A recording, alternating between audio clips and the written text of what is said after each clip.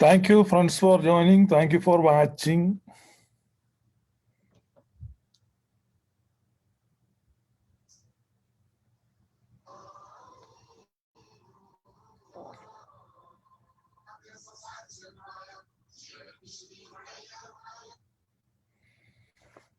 എല്ലാവർക്കും ഈ ലൈവിലേക്ക് സ്വാഗതം.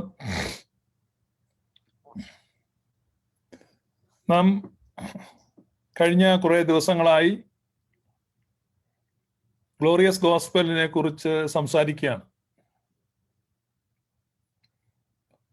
എന്താണ് ഗ്ലോറിയസ് ഗോസ്പൽ എന്ന് ഇന്നൊരാള് രാവിലെ കേട്ടു. ഗ്ലോറിയസ് ഗോസ്പൽ എന്ന് പറഞ്ഞാൽ ദൈവസ്നേഹത്തിന്റെ വെളിപ്പാടാണ്. നിർവചനം അത്രയേ ഉള്ളൂ. ദൈവസ്നേഹത്തിന്റെ വെളിപ്പാട് is A revelation of divine love.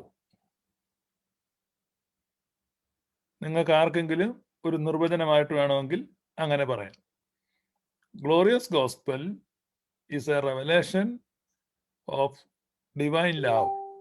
ദൈവിക സ്നേഹത്തിന്റെ വെളിപ്പാടാണ് ഗ്ലോറിയസ് ഗോസ്പൽ.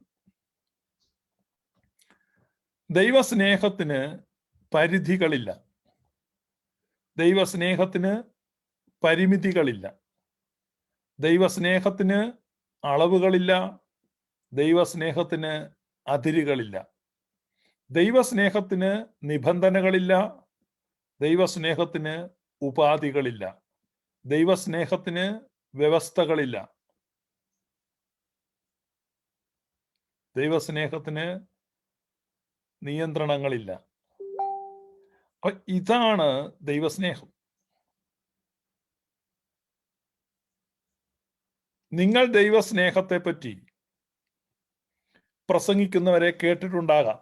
ഉപദേശിമാർ, അച്ഛന്മാർ, കന്യാസ്ത്രീമാർ തുടങ്ങിയവരൊക്കെ ദൈവസ്നേഹത്തെക്കുറിച്ച് വാചാലരാകും. പക്ഷേ പഴയ ഒരു പഴഞ്ചൊല്ലുണ്ട്, അല്ല കടങ്കഥയുണ്ട്. ഓടും കുതിര, ചാടും കുതിര, വെള്ളം കണ്ടാൽ നിൽക്കും കുതിര. ഈ അച്ഛന്മാരുടെയും കന്യാസ്ത്രീകളുടെയും ഉപദേശിമാരുടെയും ഒക്കെ ദൈവസ്നേഹം ഒരു പരിധി വരെയുള്ളൂ. എന്നാൽ യഥാർത്ഥ ദൈവസ്നേഹം അതിരുകളില്ലാത്തതാണ്. ദൈവത്തിന്റെ പുത്രൻ ഈ ഭൂമിയിൽ വന്നിട്ട് ചോദിച്ചത്, നിങ്ങളെ സ്നേഹിക്കുന്നവരെ മാത്രം നിങ്ങൾ സ്നേഹിച്ചാൽ എന്ത് പ്രയോജനം? പാപികളും തങ്ങളെ സ്നേഹിക്കുന്നവരെ സ്നേഹിക്കുന്നുവല്ലോ. നിങ്ങളുടെ സ്വർഗസ്ഥനായ പിതാവ് സൽഗുണപൂർണനായിരിക്കുന്നത് പോലെ നിങ്ങളും സൽഗുണപൂർണരാകുവീൻ. ഞാനോ നിങ്ങളോട് പറയുന്നത്, ശത്രുക്കളെ സ്നേഹിപ്പീൻ. എത്ര നാളാണ്?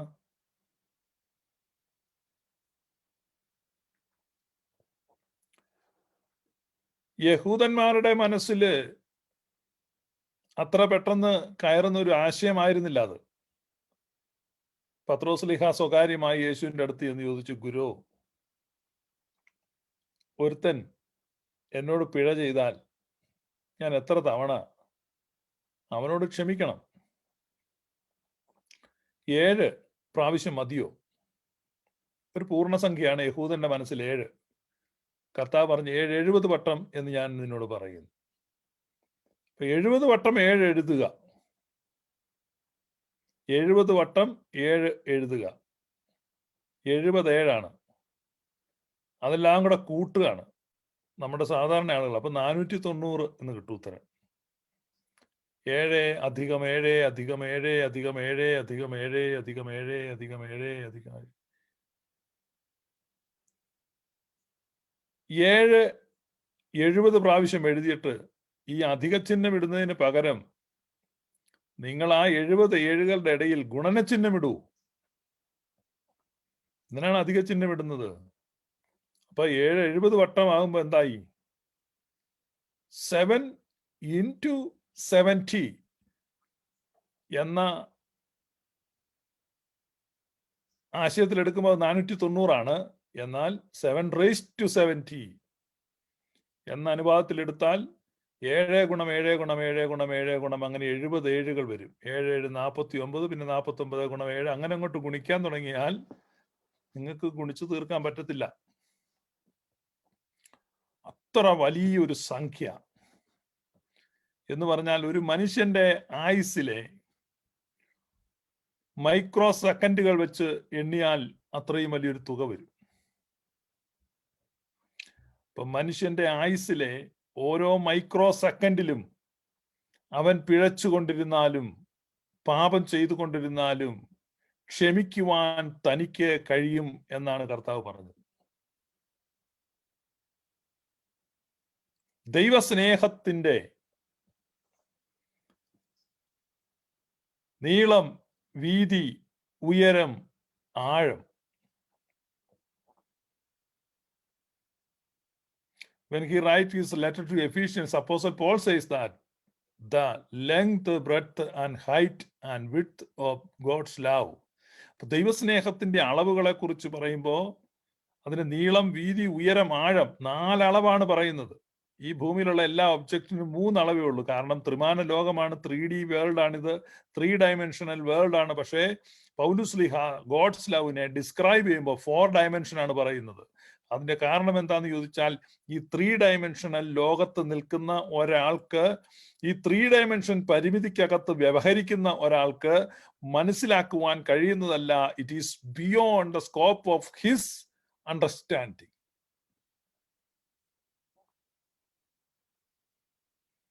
അതുകൊണ്ട് അച്ഛനായാലും കൊച്ചനായാലും കന്യാസ്ത്രീ ആയാലും ഉപദേശിയായാലും അവർ ഈ ത്രിമാന ലോകത്തിന്റെ പരിമിതിക്കകത്ത് വ്യവഹരിക്കുന്ന, അനുദിന വ്യാപാരങ്ങളിൽ ഇടപെടുന്ന, ജഡത്തിന്റെ വടംവലികളിൽ വശംവദരാകുന്ന,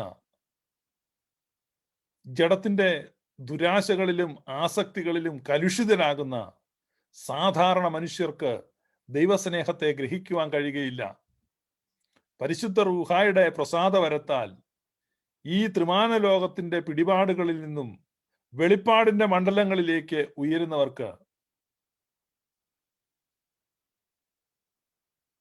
അവർക്കാണ് ദൈവസ്നേഹത്തെ മനസ്സിലാക്കുന്നത്. So it's a revelation.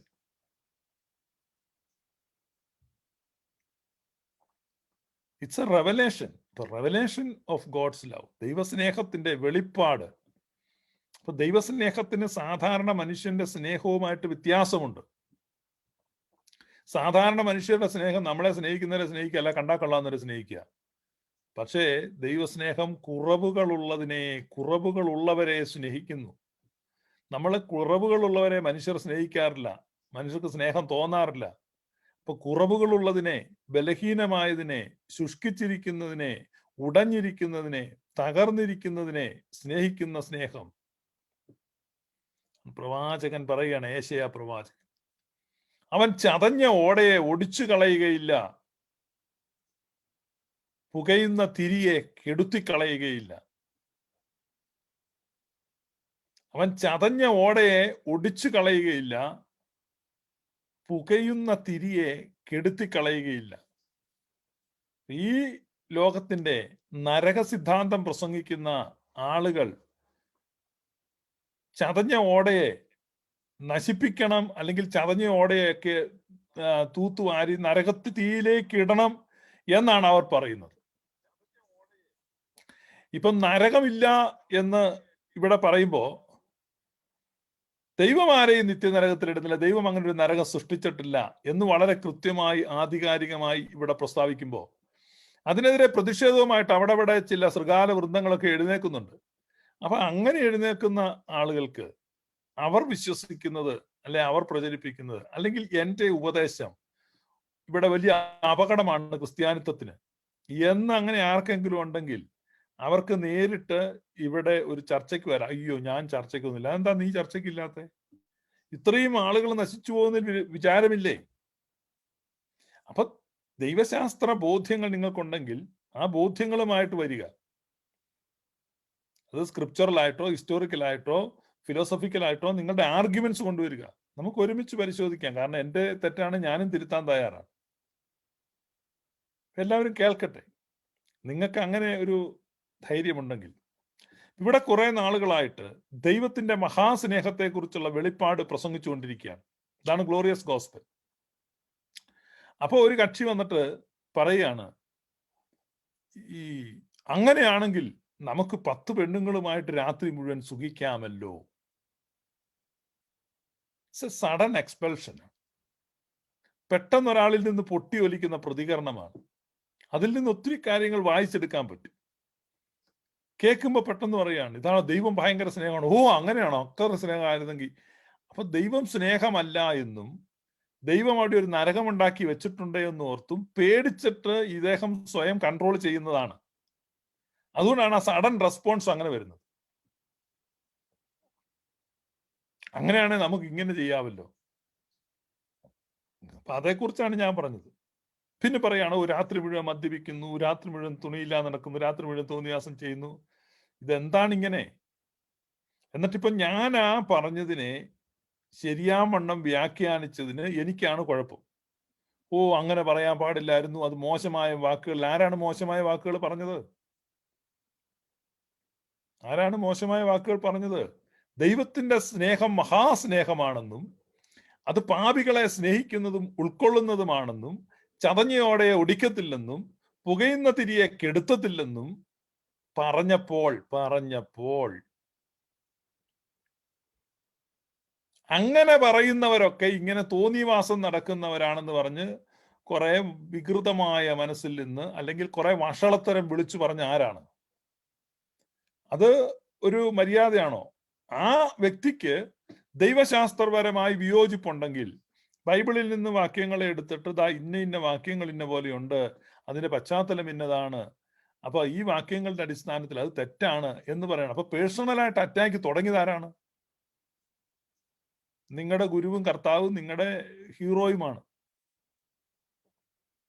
മനസ്സിലായോ? ഇപ്പൊ എന്റെ യൂട്യൂബ് ചാനലിന്റെ കീഴിൽ വന്ന് കമന്റുകൾ എഴുതുകയും എന്റെ ഇൻബോക്സിലേക്ക് തെറികൾ അയക്കുകയും ചെയ്യുന്ന പരിശുദ്ധ ധ്യാനമതക്കാർ, കരിസ്മാറ്റിക് മതക്കാർ, നിങ്ങൾ ചിന്തിക്കുക, നിങ്ങൾ എന്തിനാണ് യേശുവെ സ്തോത്രം, യേശുവെ നന്ദി, ഗ്ലോറി? കഷ്ടമാണ്. അപ്പം നിങ്ങളുടെ വന്യനായകന്റെ ഉള്ളിലിരിപ്പ് അതാണ് ഞാൻ പറഞ്ഞത്. അത് അതിനകത്ത് ഖേദിക്കുന്നില്ല, അത് പിൻവലിക്കുന്നില്ല, വീണ്ടും ആവർത്തിക്കുകയാണ്. അത് തന്നെയാണ് ഉദ്ദേശം. അല്ല പിന്നെ സഡൻ റെസ്പോൺസ് വരുന്നത്. നിങ്ങൾ ഏതെങ്കിലും ഒരു സൈക്കോളജിസ്റ്റിനോട് പോയി ചോദിച്ചു നോക്കുക, അതാണ് അതിന്റെ അർത്ഥം. ഒരാളുടെ സഡൻ എക്സ്പെൽഷൻ ആണ്, പെട്ടെന്ന് മനസ്സിൽ നിന്ന് പൊട്ടി ഒലിക്കുകയാണ്. എന്നാ പിന്നെ എനിക്ക് ഇങ്ങനെ ചെയ്യാമല്ലേ? അപ്പൊ ഞാൻ അങ്ങനെ ചെയ്യാത്ത എന്തുകൊണ്ടാ? അവിടെ നരകം ഉണ്ടെന്ന് ഓർത്ത് മര്യാദയ്ക്ക് ഞാനിവിടെ നിൽക്കുകയാണ്. അപ്പൊ നീയൊക്കെ ഇങ്ങനെ പറയുന്നു. ഇങ്ങനെയാണെങ്കിൽ എനിക്ക് അങ്ങനെയാ. ഞങ്ങളാരും അങ്ങനെ പോകുന്നില്ല. അപ്പൊ എത്ര മോശമായിട്ടുള്ള കാര്യമാണ് നിങ്ങളുടെ ധ്യാനഗുരു പറഞ്ഞത്. അത് നിങ്ങൾ എന്താ കാണാത്തെ? ഇത്രയും ഹീനമായ, ഇത്രയും വഷളായ ഒരു കാര്യമാണ് ആരോപിച്ചത്. ഇവിടെ ദൈവസ്നേഹത്തെ കുറിച്ച് പ്രസംഗിക്കുന്ന, ഗ്ലോറിയസ് ഗോസ്പൽ പ്രസംഗിക്കുന്ന ആളുകളെ കുറിച്ച് വികലമായ ചിത്രം അങ്ങനെ ചിന്തിച്ചുകൊണ്ടിരിക്കുക. ഇതാണ് ഞാൻ പറഞ്ഞു. ഞങ്ങൾ ആരെങ്കിലും പറഞ്ഞോ നിങ്ങളൊന്നും ഇങ്ങനെയൊന്നും ചെയ്യരുതെന്ന്? ഞങ്ങളാരും പറഞ്ഞിട്ടില്ല. അപ്പം നരകത്തെക്കുറിച്ചുള്ള ഭയം മൂലം ദൈവത്തെ പേടിച്ചിട്ട് സ്വയം മസില് പിടിച്ച് മരിക്കുന്ന നിങ്ങളുടെ മതം, ഇതാണ് മതം. യഹൂദ മതം അങ്ങനെയായിരുന്നു, പരീശന്മാർ അങ്ങനെയായിരുന്നു. കാരണം അവർക്ക് പേടിയായിരുന്നു, പാപം ചെയ്തു പോകും. അതിനുവേണ്ടി അവരെന്ത് ചെയ്യും? വീട്ടിൽ നിന്ന് ഇറങ്ങുമ്പോ ഈ സ്ത്രീകളെയൊക്കെ കണ്ടിട്ട് മോഹം തോന്നാതിരിക്കാൻ വേണ്ടി കണ്ണിങ്ങനെ കെട്ടിക്കൊണ്ട് നടക്കും. മതമാണ്. ഇപ്പൊ ഇസ്ലാം മതം എന്താ കർശനമായിട്ട് പറയുന്നേ? ഇവർക്ക് കണ്ണ് കെട്ടാൻ നേരമില്ല. അതുകൊണ്ട്, കാരണം അവർ മറ്റു മതത്തിൽപ്പെട്ട പെണ്ണുങ്ങളെ കണ്ട് രസിക്കാമല്ലോ. അതുകൊണ്ട് നമ്മുടെ മതത്തിൽപ്പെട്ട പെണ്ണുങ്ങൾ എന്ത് ചെയ്യണം? ചാക്കുകെട്ടിൽ കയറി നടന്നോണമെന്ന്. ഇത് മതമാണ്. അന്നത്തെ കാലത്ത് യഹൂദന്മാരെന്ത് ചെയ്തു? അവരിങ്ങനെ കണ്ണ് കെട്ടിക്കൊണ്ടിങ്ങനെ നടക്കും. എന്നിട്ട് ഇങ്ങനെ നടന്നു പോകുന്ന വഴിക്ക് അങ്ങോട്ടും ഇങ്ങോട്ടും കൂട്ടിയിടിക്കും. കാരണം കണ്ണ് കെട്ടിരിക്കുക. ഇതുവരെ നോക്കിയിട്ടാ യേശു പറഞ്ഞത് കുരുടനായ പരീശനെ. നിങ്ങൾ ബൈബിളിൽ കാണാം, കുരുടനായ പരീശനെ എന്ന് പറഞ്ഞാൽ അങ്ങനെ പരീശന്മാരിൽ ഒരു വിഭാഗമായിരുന്നു, ബ്ലൈൻഡ് ഫാരിസീസ്. ഇവരിങ്ങനെ ഉരുണ്ട് വീണ് ഈ കല്ലലൊക്കെ വീണ് നെറ്റിയൊക്കെ പൊട്ടി ശരീരമൊക്കെ പൊട്ടി ചോര ഒലിപ്പിച്ചാണ് ഇങ്ങനെ നടക്കുന്നത്. യെരൂശലേമിൽ കൂടെ പോകുമ്പം ശരീരത്തിൽ ചോര ഒലിപ്പിച്ചുകൊണ്ട് പരീശന്മാർ വരും. ബ്ലീഡിങ് ഫാരിസീസ് എന്നാണ് അവരെ വിളിക്കുന്നത്. ഈ ബ്ലീഡിങ് ഫാരിസീസ് എന്ന് പറഞ്ഞാൽ ഇവർ ഈ പാപം ചെയ്യാതിരിക്കാൻ വേണ്ടി ബന്ധപ്പെടുന്നതാണ്. ഞാൻ കുറ്റം പറഞ്ഞല്ല. അപ്പൊ ഇത്തരത്തിലുള്ള ഒരു വടംവലി, ഇത്തരത്തിലുള്ള ഒരു പ്രഷർ, ഇത്തരത്തിലുള്ള ഒരു ഫ്രസ്ട്രേഷൻ ഈ മതത്തിന്റെ വക്താക്കളൊക്കെ അനുഭവിക്കുന്നുണ്ട്. അതെല്ലാ കാലത്തും ഉണ്ട്. അത്തരത്തിലുള്ള ഫ്രസ്ട്രേഷനുകളിൽ നിന്ന് ക്രിസ്തുവിന്റെ സുവിശേഷം നമ്മെ സ്വതന്ത്രമാക്കി എന്നുള്ള സദ്വർത്തമാനമാണ് പരിശുദ്ധനായ പൗലോസ് എഴുതിയിരിക്കുന്നത്. അപ്പൊ ആ ഗ്ലോറിയസ് ഗോസ്പലിന്റെ അണ്ടർസ്റ്റാൻഡിങ് ഇല്ലാത്തവർ ഇപ്പോഴും മതം പ്രസംഗിക്കും. അപ്പൊ കണ്ണും കെട്ടി പൊട്ടിച്ച്, കണ്ണും കെട്ടി തട്ടി വീണും മുട്ടുപൊട്ടിയും ഒക്കെ നടക്കുന്ന പരീശൻ ഈ ഗ്ലോറിയസ് ഗോസ്പൽ കേൾക്കുമ്പോൾ ആഹാ, എന്നാ പിന്നെ ഞാനിങ്ങനെ കണ്ണു കെട്ടി ബുദ്ധിമുട്ടണം, എനിക്ക് നിനക്ക് പൊക്കോളം മേലെ. പൗലോസ് പറയാണ്, all things are permissible, nothing is forbidden. അപ്പൊ all things are permissible but not beneficial. അപ്പൊ വലിയ പ്രയോജനപ്രദമല്ല, പക്ഷേ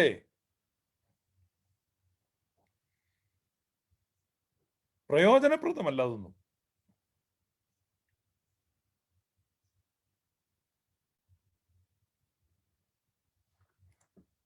പ്രയോജനപ്രദമല്ല.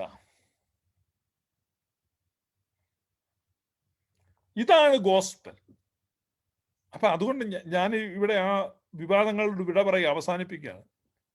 അപ്പൊ ഭക്തരായ ആളുകൾ നിങ്ങളുടെ ധ്യാനഗുരുവിനോട് പോയി മര്യാദ പറയുക.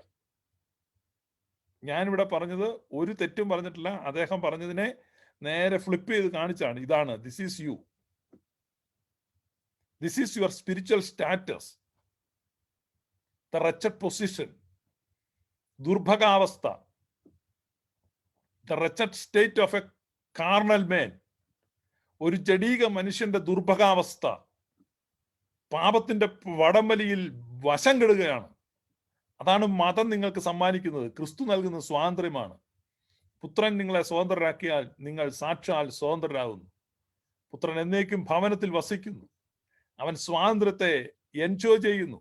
ആ സ്വാതന്ത്ര്യമാണ് ഗ്ലോറിയസ് ഗോസ്പൽ പറയുന്നത്. അത് പാപം ചെയ്യാനുള്ള ലൈസൻസ് ആയിട്ട് നിങ്ങൾ തെറ്റിദ്ധരിക്കുക.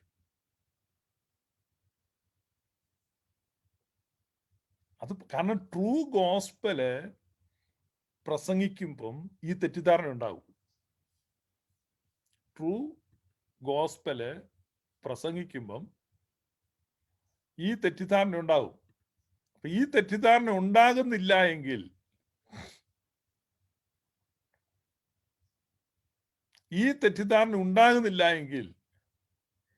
പ്രസംഗിക്കപ്പെട്ടത് ട്രൂ ഗോസ്പൽ അല്ല. പൗലോസ് പ്രസംഗിച്ചത് ട്രൂ ഗോസ്പലാണ്. അതുകൊണ്ടാണ് റോമാക്കാർക്ക് എഴുതിയ ലേഖനം നിങ്ങൾ എടുക്കുമ്പോൾ 6-ാം അധ്യായം 1-ാമത്തെ വാക്യം എടുത്ത് വായിക്കുക.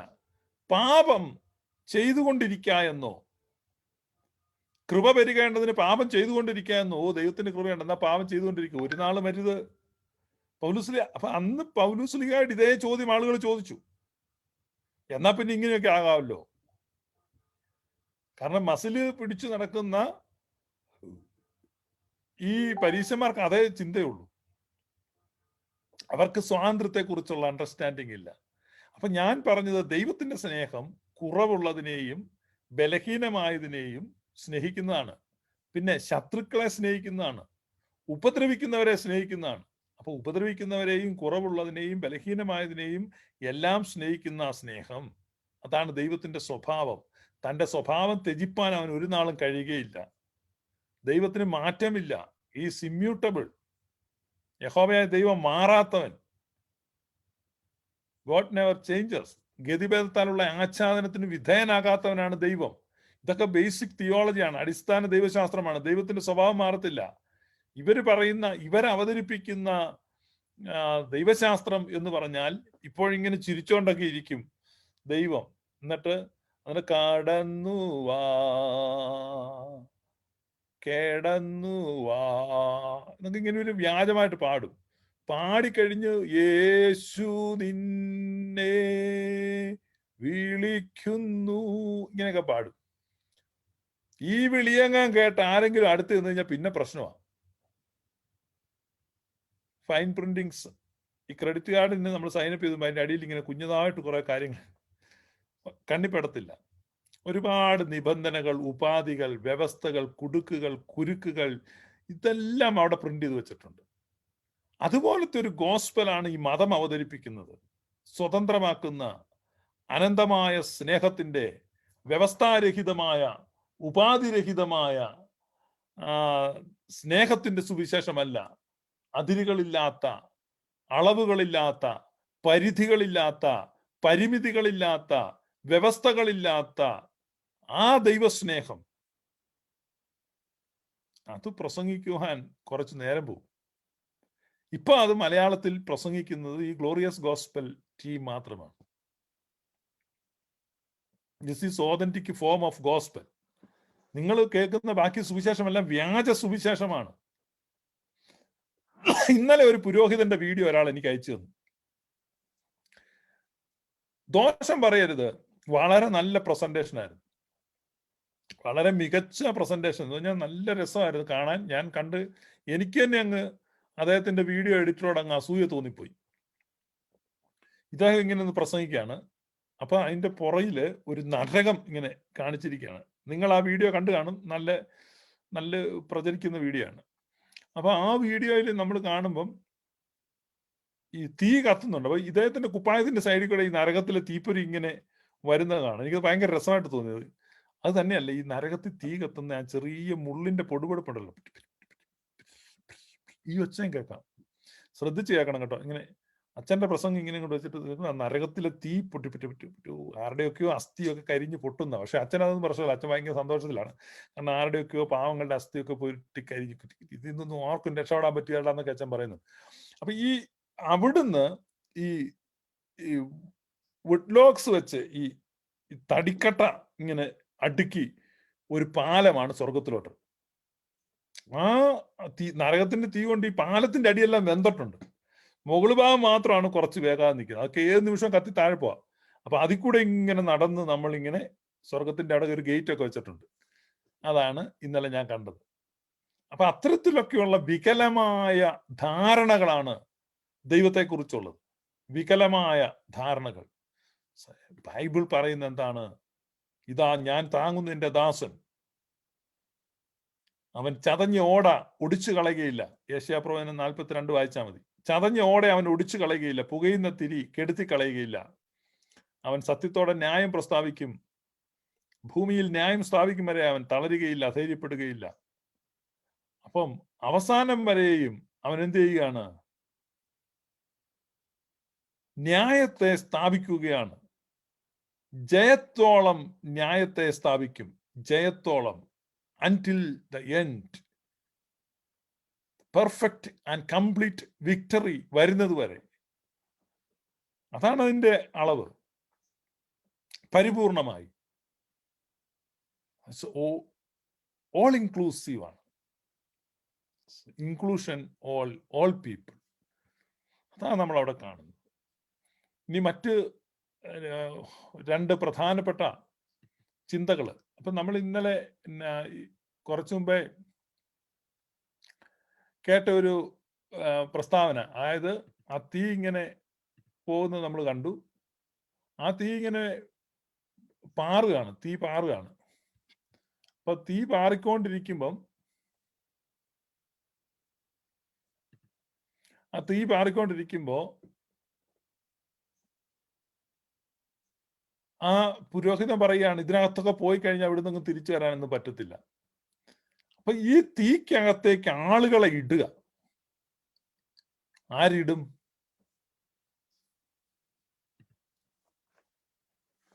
നിങ്ങൾ എന്നെ കേട്ടോണ്ടിരിക്കുന്ന ഫേസ്ബുക്ക് എനിക്ക് കാണാൻ പറ്റുന്നില്ല, നോക്കട്ടെ.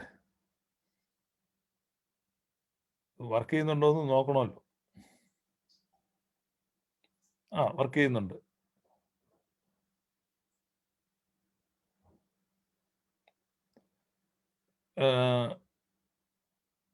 ഇവിടെ നിങ്ങൾ ശ്രദ്ധിക്കുക.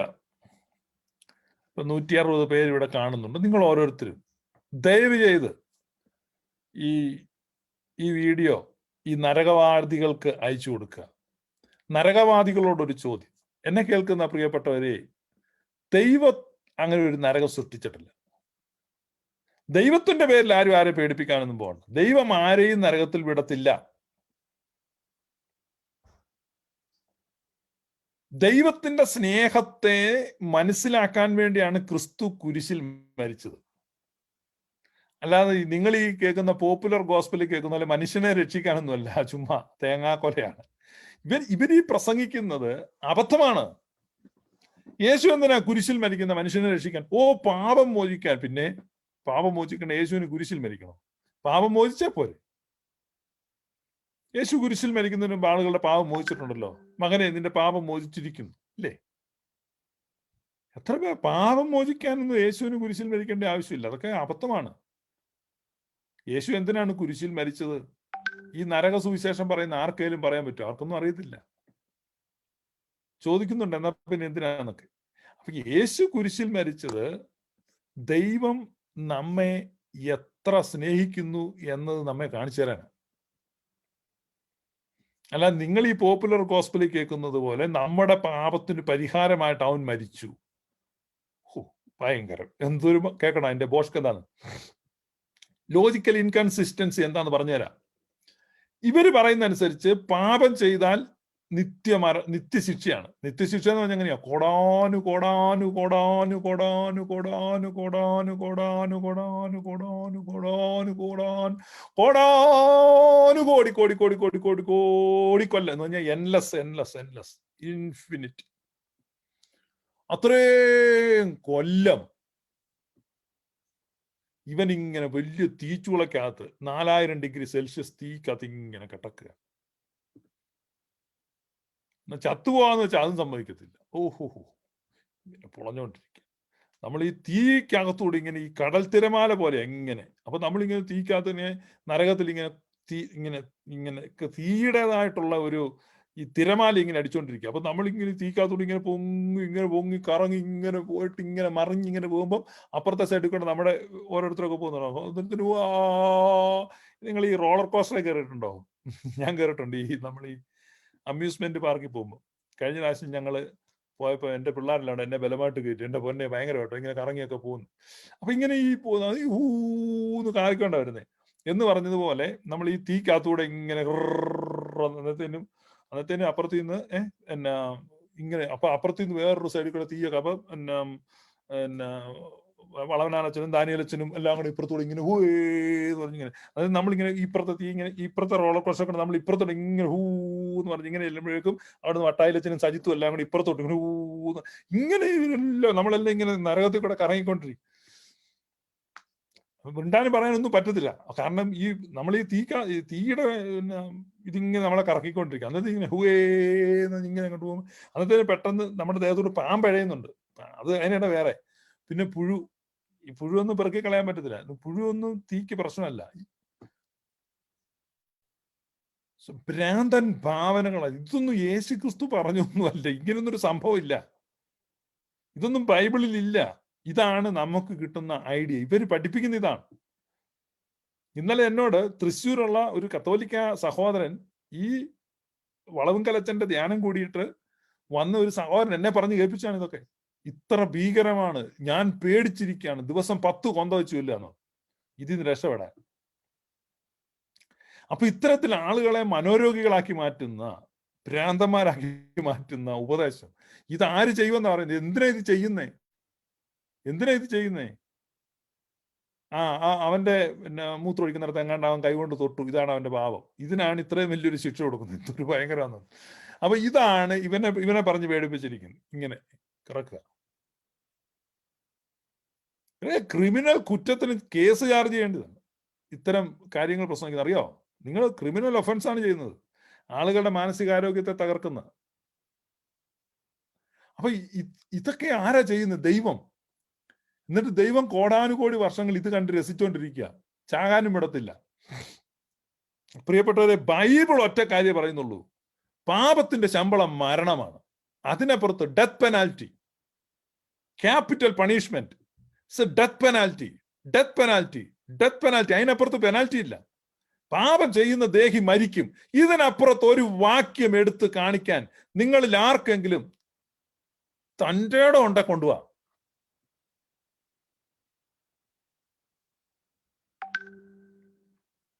ഏത് പൊന്നുമടത്തെ തമ്പുരാനാണേലും കൊണ്ടുപോവാ, വാക്യം കൊണ്ടുപോവാ, ബൈബിള് ദൈവം പറഞ്ഞിരിക്കുന്നു കൊണ്ടുപോവാ. എടോ, പാപത്തിന്റെ ശമ്പളം മരണമാണ്, അതിനപ്പുറത്തെന്താ ശിക്ഷ? മരിച്ചവനെ അവിടെയും കിടത്തത്തില്ല, അവനെ അവിടുന്ന് പൊക്കിയെടുത്ത് വറക്കുമെന്നാ പറയുന്നത്. എന്ത് നീതിയാണ്, എന്ത് ന്യായമാണ്? അവൻ പാപം ചെയ്തു, അവൻ മരിച്ചു, ഇല്ലേ? പാപത്തിന്റെ ശമ്പളം മരണം. പാപത്തിന്റെ ശമ്പളം മരണമാണ്, അതല്ലേ, വേറെ ശമ്പളമൊന്നുമില്ല.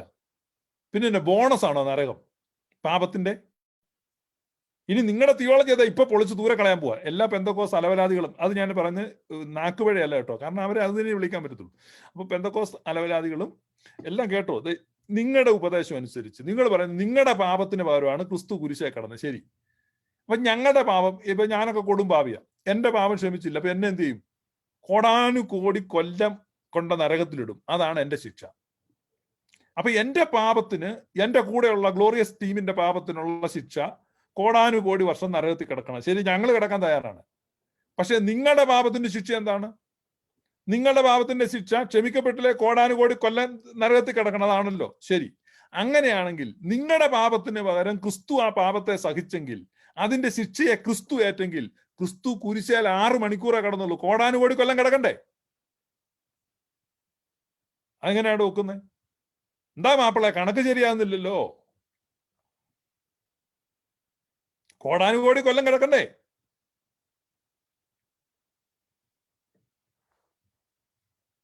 അപ്പൊ 6 മണിക്കൂർ കുരിശേ കടന്നു, നിങ്ങളുടെ പാപം പരിഹരിച്ചു. അങ്ങനെയാണെങ്കിൽ ഇനി ഞങ്ങളുടെ പാപം പരിഹരിച്ചില്ല, ഞങ്ങളെ 6 മണിക്കൂർ കുരിശേ തൂക്കിക്കോ, അത്രയല്ലേ ഉള്ളൂ. അതിൽ കൂടുതൽ കഷ്ടമൊന്നും ഇവിടെ സഹിക്കേണ്ട കാര്യമില്ലല്ലോ. എടാ, ലോകത്തിലുള്ള മുഴുവൻ മനുഷ്യന്റെ അങ്ങോട്ട് പാപം ഉരുട്ടി ചുരുട്ടി പൊത്തിലോട്ട് കയറ്റാൻ 6 മണിക്കൂർ ഒരു മനുഷ്യനാ കടന്നേ.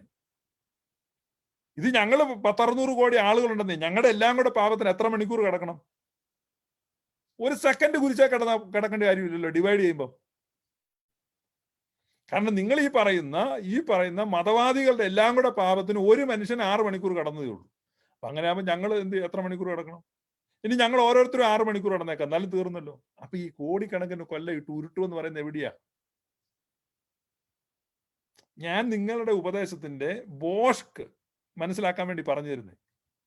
അപ്പൊ ഇത്തരത്തിലുള്ള ബോഷ്ക്കാണ് പറയുന്നത്, പ്രിയപ്പെട്ടവരെ, ദൈവം സ്നേഹമാകുന്നു, അവന്റെ കരവേലയോട് അവന് കരുണ തോന്നുന്നു. അവന്റെ കരവേലയോട് അവന് കരുണ തോന്നുന്നു. ദൈവം ഒരിക്കലും ആരെയും തീക്കാത്തിട്ടൊന്നും കരിക്കത്തില്ല, മനസ്സിലായോ? ദൈവം ഒരിക്കലും ആരെയും തീക്കാത്തിട്ട് കരിക്കത്തില്ല. ഞാൻ ഒരു വാക്യം വായിക്കാൻ പോവാം. യെരമ്യാ പ്രവചനം 19 അധ്യായം. യെരമ്യാ പ്രവചനം 19 അധ്യായം. ഇതെല്ലാം അവിടെ കൊണ്ട് കൊടുത്തേക്കണം നിങ്ങളുടെ സാറുമാർക്ക്, നരകത്തിന്റെ ഉപദേശിമാർക്ക്. അയ്യോ കഷ്ടം, എനിക്ക് ഭയങ്കര സങ്കടവും ലജ്ജയും തോന്നുന്നുണ്ട് നിങ്ങളുടെ പ്രസംഗം കേട്ടിട്ട്. നരകമുണ്ടത്രേ. നിങ്ങൾ എന്ത് കരിസ്മാറ്റിക് ആണ് പ്രസംഗിക്കുന്നത്? നിങ്ങൾ എന്ത് ദൈവസ്നേഹമാണ് പ്രസംഗിക്കുന്നത്? നിങ്ങൾ ഏത് ദൈവത്തെയാണ് പ്രസംഗിക്കുന്നത്? അപ്പം യെരമ്യാ പ്രവചനം 19 അധ്യായം 5 വാക്യം. അവർ ആ സ്ഥലത്ത് പൂജാഗിരികളെ ഉണ്ടാക്കി, തങ്ങൾ അറിഞ്ഞിട്ടില്ലാത്ത ദൈവന്മാരുടെ ബലിപീഠങ്ങളെ നിർമ്മിച്ചു, കുറ്റമില്ലാത്തവരുടെ രക്തം അവിടെ ചൊരിഞ്ഞു, ബാലിന് ഹോമബലികളായി തങ്ങളുടെ പുത്രന്മാരെ തീയിലിട്ട് ദഹിപ്പിക്കാൻ ബാലിന് പൂജാഗിരികളെ പണിയുകയും ചെയ്തിരിക്കുന്നു. അത് ഞാൻ കൽപ്പിച്ചിട്ടില്ല, അരുളി ചെയ്തിട്ടില്ല, എന്റെ മനസ്സിൽ വന്നിട്ടുമില്ല. അപ്പൊ അന്നത്തെ കാലത്ത് കുഞ്ഞുങ്ങളെ അഗ്നിപ്രവേശനം ചെയ്യിക്കുക എന്ന് പറഞ്ഞാൽ ഇങ്ങനെ ആഴി ഇങ്ങനെ കൂട്ടിയിട്ട് പിള്ളേരെ തീക്കാത്തോട്ടിട്ട് ഒരു ബലി കൊടുക്കുക. ഓരോ കൊല്ലം കുറച്ച് പിള്ളേരെ കൊണ്ട് അല്ലെങ്കിൽ മുതിർന്നവരെ അഗ്നി ബലി കൊടുക്കുക. അതിനകത്തോട്ട് ഇടുമ്പോഴേക്കും പിള്ളേരൊക്കെ വന്നു കഴിയുമ്പോഴേക്കും പെട്ടെന്ന് അവരുടെ ത്വക്ക് ഭയങ്കര തീക്കാത്തോട്ടല്ലേ. ഒരു ചെറിയ നിലവിളി പോലും ചിലപ്പോൾ വായിന്ന് വരത്തില്ല, പെട്ടെന്ന് ചത്തു. കാരണം തീക്കകത്തോട്ട് ഓക്സിജൻ ഇല്ല. അപ്പോൾ ഓക്സിജൻ കിട്ടാതെ തന്നെ കത്തിയും തീരും. അപ്പൊ എല്ലാം കൂടെ സെക്കൻഡുകൾ മാത്രം നീളുന്ന ഒരു പ്രോസസ്സാണ് ഒരു കുഞ്ഞ് തീക്കകത്ത് കത്തിച്ചത്തു. അല്ലാതെ ES തോമസ് പറയുന്ന പോലെ പ്രത്യേകതര ശരീരം കൊടുത്ത് കോടിക്കണക്കിന് കൊല്ലുന്നു. അപ്പൊ തീക്കകത്തോട്ട് ഇങ്ങനെ ഇടുന്നു, ആ കുഞ്ഞ് ചത്തുപോകുന്നു. അതിനെക്കുറിച്ച് ദൈവം പറയുകയാണ്, ഞാന് അങ്ങനെ ഒരു കാര്യം പറഞ്ഞിട്ടില്ല. such a thing never entered in my mind. I have never commanded such a horrible deed. It never even crossed my mind to command such a thing. I cannot command such a thing. I cannot command such a thing. ദൈവം തന്റെ ഹൃദയത്തെ വെളിപ്പെടുത്തുകയാണ്. ഓ, it is horrible. ഈ ജാതീയ ആചാരം horrible ആണ്. It is such A horrible thing. Kindly take your Bible, open it and read it. നിങ്ങൾ യെരമ്യാ പ്രവചനം 19:5 എടുത്തിട്ട് വായിക്ക്. ദൈവം പറയാണ്, I have never commanded such A horrible deed. I cannot, simply God says. It never even crossed my mind to command such a thing. You have built high places of Baal to burn your sons in the fire as burnt offering to Baal. I never commanded or decree such a horrible thing. Such a thing never entered into my mind. That is something I never commanded or mentioned. I never spoke of such a thing. Such a thing is a horrible thing. It's a horrible thing.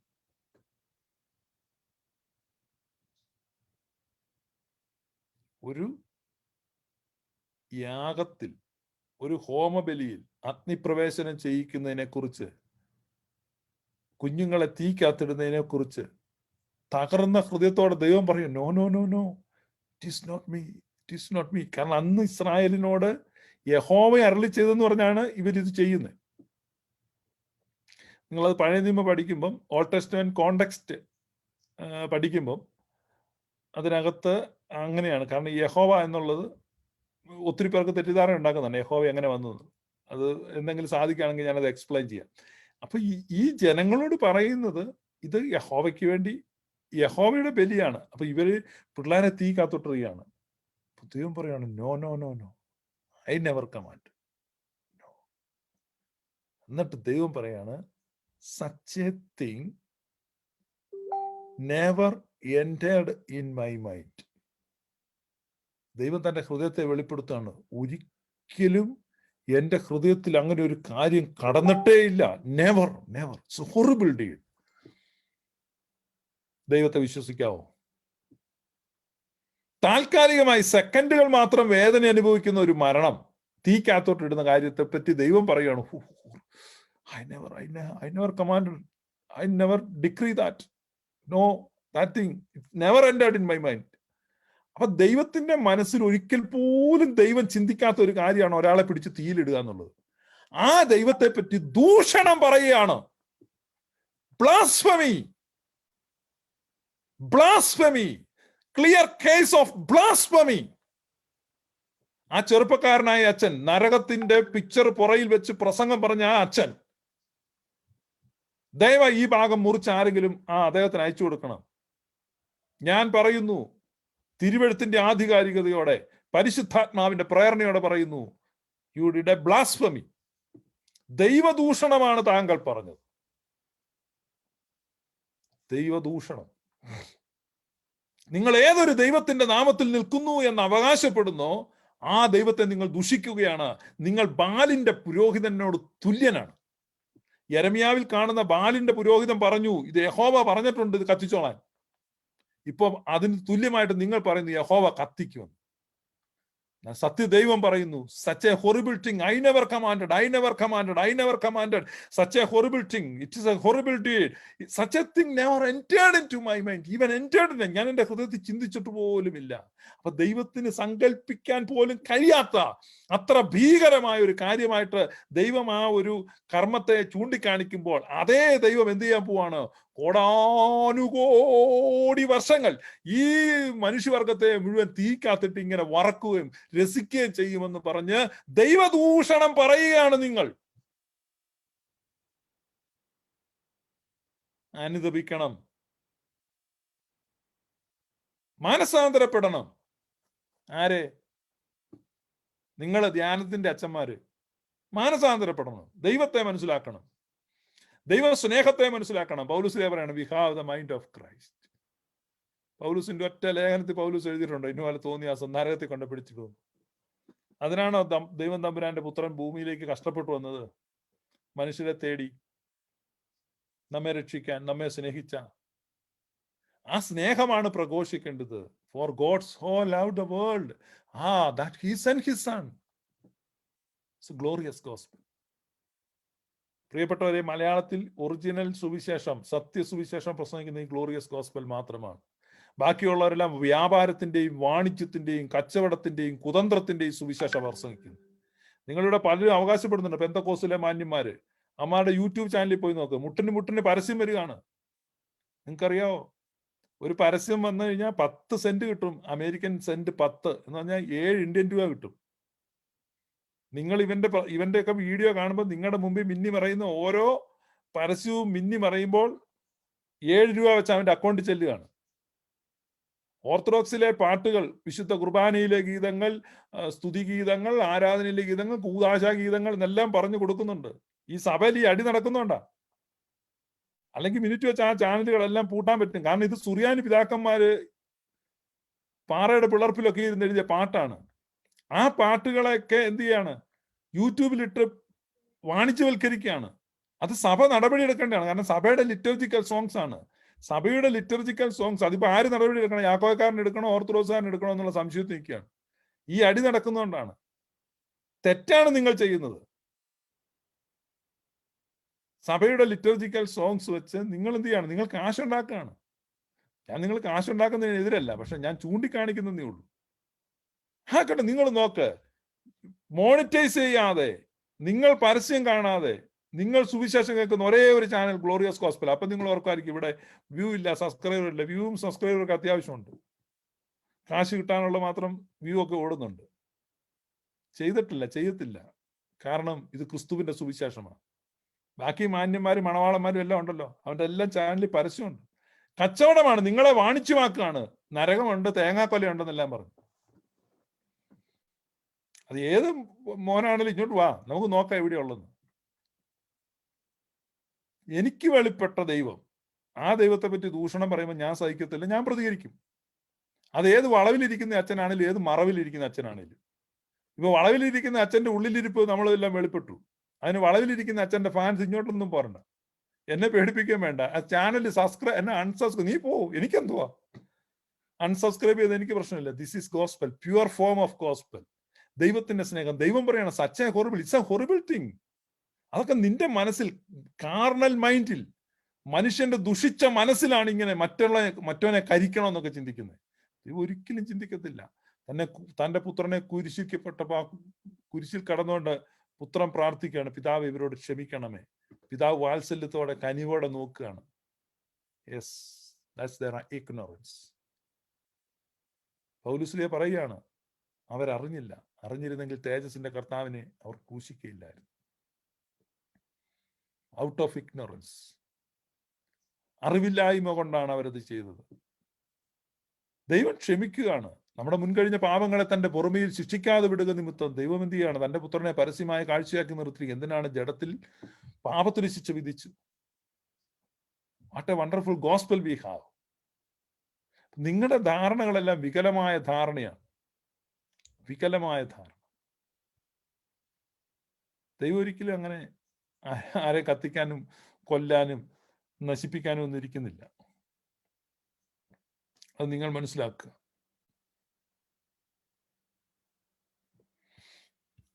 ഇപ്പൊ നിങ്ങൾക്ക് ന്യായമായിട്ടും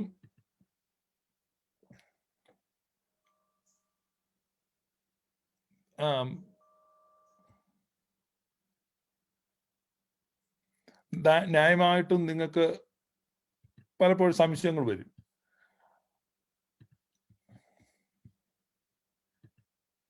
അതിന് ഞാനൊരു വാക്യം കൂടെ വായിക്കാം. യെഹെസ്കേൽ പ്രവചനം 16-ാം അധ്യായം 53-ാമത്തെ വാക്യം.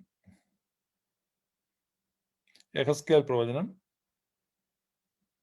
16-ാം അധ്യായം 53-ാമത്തെ വാക്യം.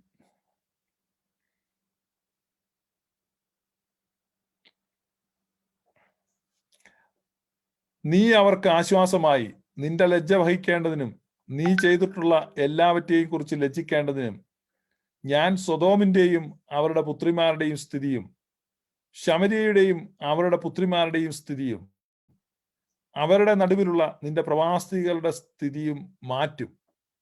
നിന്റെ സഹോദരിയായ സോദോമും അവരുടെ പുത്രിമാരും തങ്ങളുടെ പൂർവാവസ്ഥയിലേക്ക് മടങ്ങി വരും. ശമര്യയും അവളുടെ പുത്രിമാരും തങ്ങളുടെ പൂർവാവസ്ഥയിലേക്ക് മടങ്ങി വരും.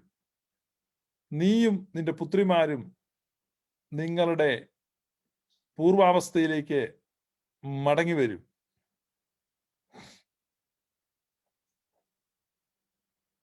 നിന്റെ ഗർവത്തിന്റെ നാളിൽ നിന്റെ സഹോദരിയായ സൊദോമിന്റെ പേര് പോലും നീ ഉച്ചരിച്ചിട്ടില്ല.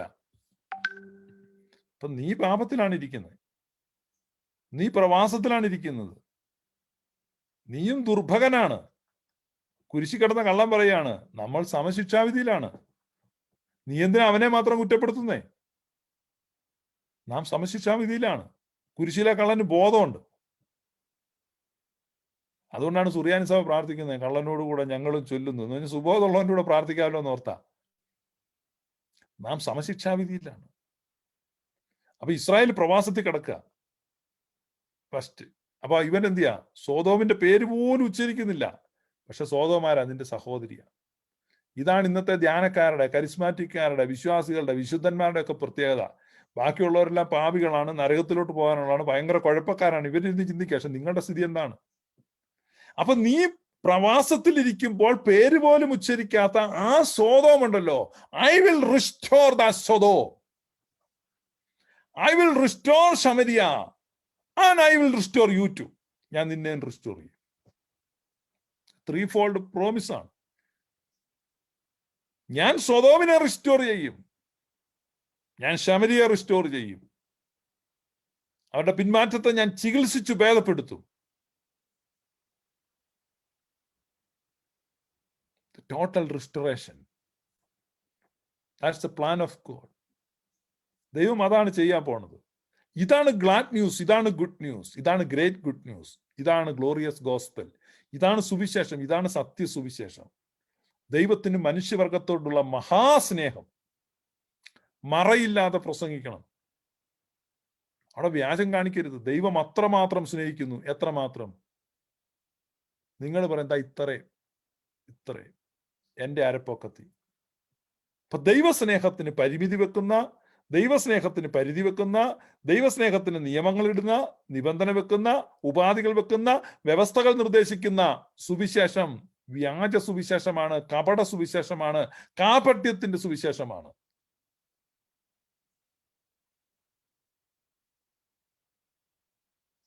പ്യുവർ ഗോസ്പൽ, സ്നേഹത്തിന്റെ സുവിശേഷം, ദൈവസ്നേഹത്തിന്റെ സുവിശേഷം, അതാണ് യഥാർത്ഥ സുവിശേഷം. അപ്പൊ ആ സത്യസുവിശേഷം കേൾക്കുവാൻ ദൈവം നിങ്ങളുടെ കണ്ണുകളെ, കാതുകളെ തുറക്കട്ടെ. സത്യസുവിശേഷത്തിന്റെ ഒളി നിങ്ങളുടെ ഹൃദയങ്ങളിൽ മിന്നട്ടെ എന്ന് ഞാൻ പ്രാർത്ഥിക്കുന്നു.